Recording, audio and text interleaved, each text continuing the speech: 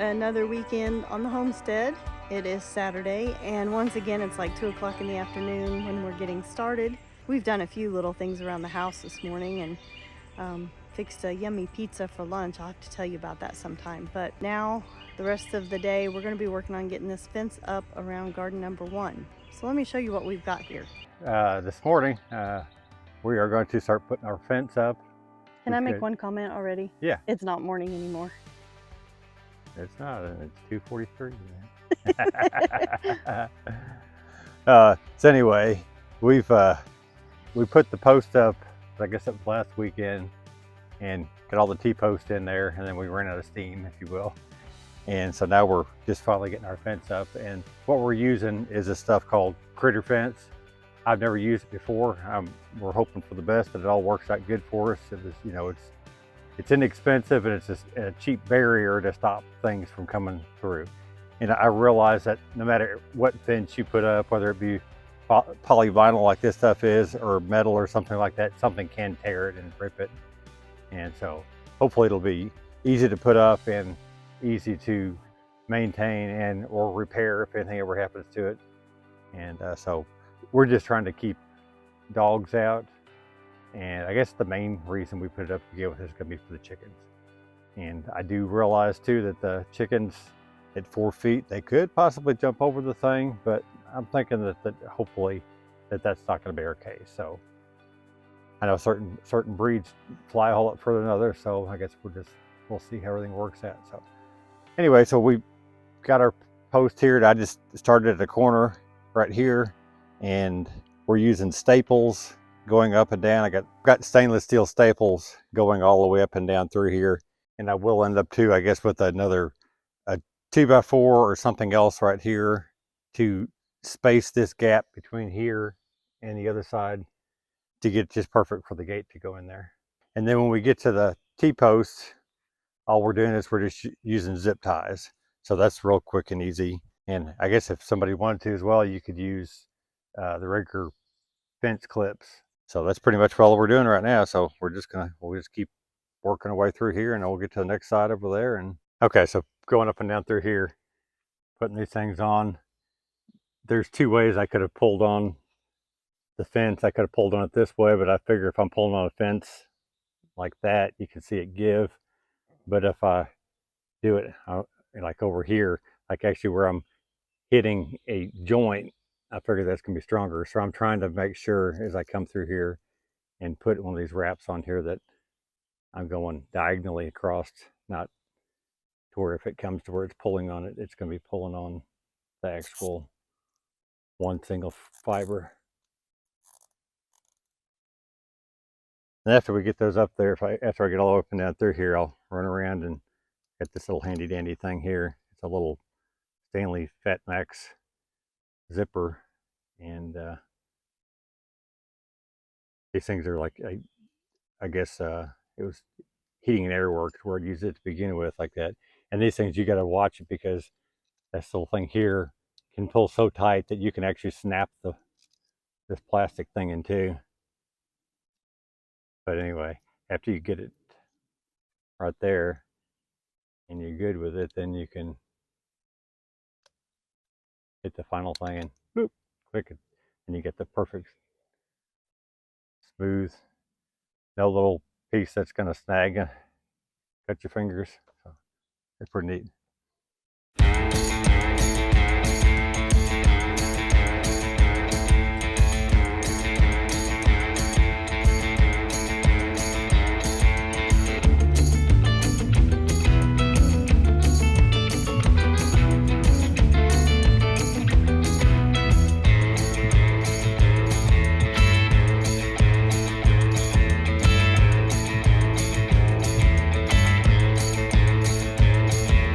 Take a second and show you how neglected our animals are.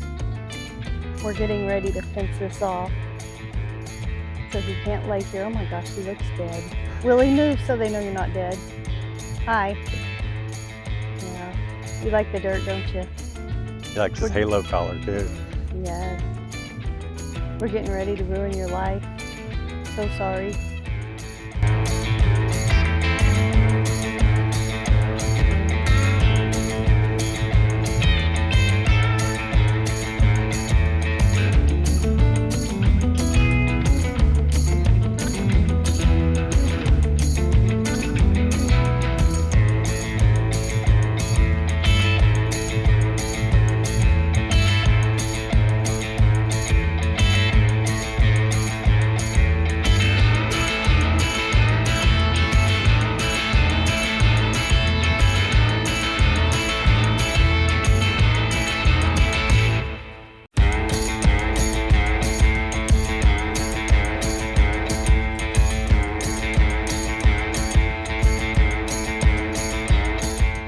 Okay, we got the whole fence up. It took us a little over an hour, probably an hour and 15 minutes or so to get the fence up. We did take a break in between, so it's later than that, but it is up all the way from gate post to gate post. So we still need to do the gate. But right now I'm gonna go through, and like Dave said, I'm gonna be taking off these wings or whatever from the ties. They just come off like that. I'm doing that while he's just going around the bottom and straightening a few things up, and we'll catch up with you when we're done with this part. Okay, so the fence is finished, and I finished clipping off the extra part of the zip ties. Now Dave is working on the gate. So here's the gate that's going to go in here. The area is a little too wide because we kind of made the opening and then picked out the gate. So what we're going to do is put a 2x4 up and down here on both sides, on the insides. Now that is going to help hold that in if it needs help. I mean, this fencing here is going to go between this 4x4 and the 2x4 we're putting on both sides, and that's going to narrow the opening. And then what Dave is going to do is he's cutting those 2x4s about well over 6 feet tall. So they're going to go up in the air, and we're going to have a crossbar up at the top, and that's going to kind of just give it a little more sturdiness and stability and help keep things straight. So while he was working on that, I was doing this. Now these are my rows for the potatoes. I have no idea how many rows, how long a rows I need. I just have a lot of potatoes to plant. We are to the point that I am doing a very poor job at planning. I am just doing. So a lot of this is do as I say, not as I do. For one thing, my 91-year-old dad told me that I needed to plant the potatoes on Good Friday. And come to find out, he was right. And this is Memorial Day, so I'm very late planting the potatoes. I'm gonna plant them anyway. We just didn't get to it. So the worst that can happen is they don't grow, and the grocery store sells potatoes every day. So the other thing that is a do as I say, not as I do, is the fact that I did not space the rows any specific amount. They're about 2 feet apart. I don't even know if that's the right distance. I'm gonna let nature do its thing. But let's talk about these potatoes for a minute. I have 3 kinds of potatoes that I'm planting. I have a few of these rose fin fingerling potatoes. Now a couple days ago, I cut these, let the ends dry out so they don't rot in the ground. I have several, like a whole bowl full of these Superior Early White potatoes. And I have a whole bowl full of Gold Rush Russet Yellow potatoes. Now, here's something I did not know. I just learned that potato plants can be determinate or indeterminate. And if you know much about tomatoes, I've heard that term for tomatoes before. And that means a determinate tomato plant grows only to a certain height and only has so many tomatoes that it's going to set fruit for. Whereas an indeterminate tomato plant, as long as you let it grow, it's going to keep growing taller and taller and taller, and it's going to keep setting new fruit on the different levels of branches. So potatoes are the same way. Indeterminate potatoes are the potatoes that you plant that grow underground, and you have to keep hilling them up and mounding them up, because each little bit of new growth puts out branches or stems that flower and produce potatoes. So underground you have a layer of potatoes, and then some potatoes, and then some potatoes, different layers, and you have to dig those potatoes up. I did not know that there are determinate potato plants. And it just so happens that all 3 of the kinds of potatoes I got are determinate.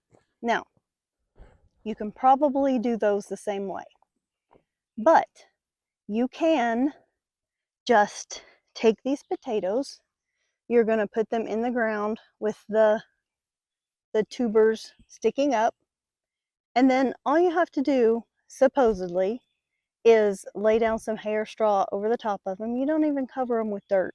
You just lay them in their little hole, you cover them with the ground cover, and you leave them. And they're gonna grow, and they're gonna make their potatoes in one layer underground. And not even underground, under the straw, under the hay. I don't know if this is gonna work. Again, if it doesn't work, the grocery store sells potatoes every day. But you don't even have to dig. You're going to remove the hay or the straw when the season's over, and there's your potatoes. I'm going to try that. And I know that's a lot of potatoes to try with. I'm a very poor planter. I bought way too many potatoes.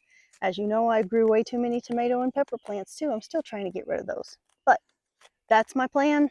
That's what we're going to do. All right, so what Dave's doing right here is he found this piece of concrete just laying out. Several things were left here when we bought the place. Hang on, there's a loud tractor going by.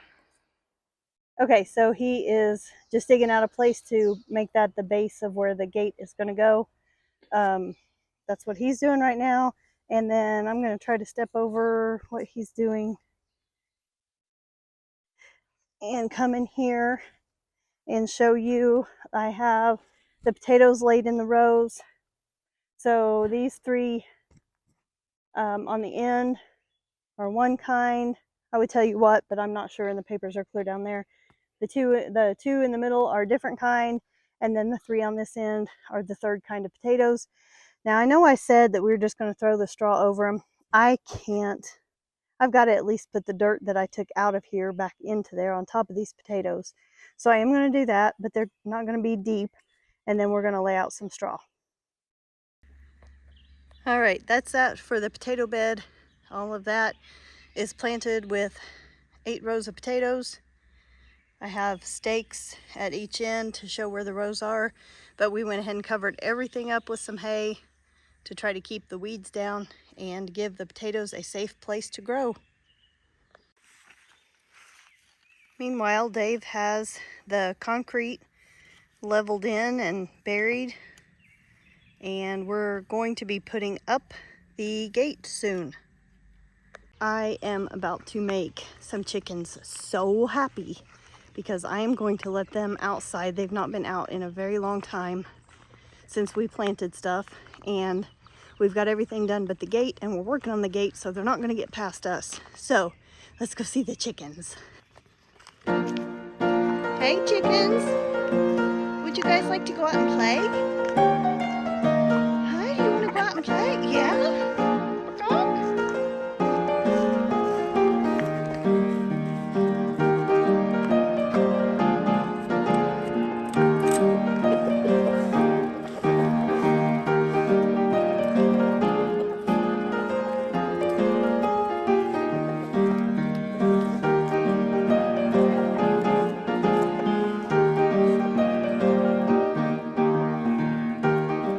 Also, I just wanted to throw this in this video real quick.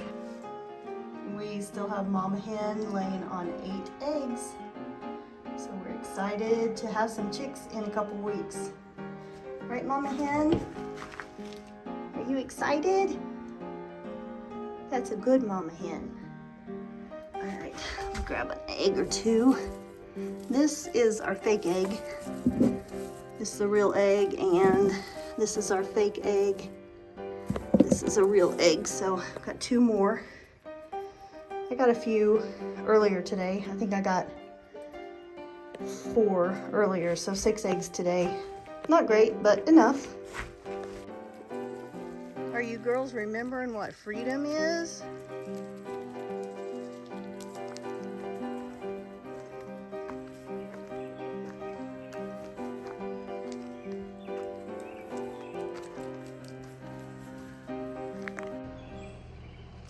Well, we are exhausted, and it is, what time is it, Dave? 7:41. So it's time for supper, and it's time to end this day. We still have to do the gate, but that's tomorrow or another day. I think it's supposed to storm tomorrow. I'm not sure we're gonna get a whole lot done outside tomorrow, but I bet we can find something to do anyway. Got the potatoes planted, and we got the fence up. So those are 2 pretty huge things, considering we didn't start until about 2:45 today. Yeah. So We'll have more next time. Who knows what we'll get into, but I hope you enjoyed this video, and we would love for you to subscribe to our channel and hit that like button and give us a comment below. We're out of here. Thanks for joining us. Bye. Bye-bye.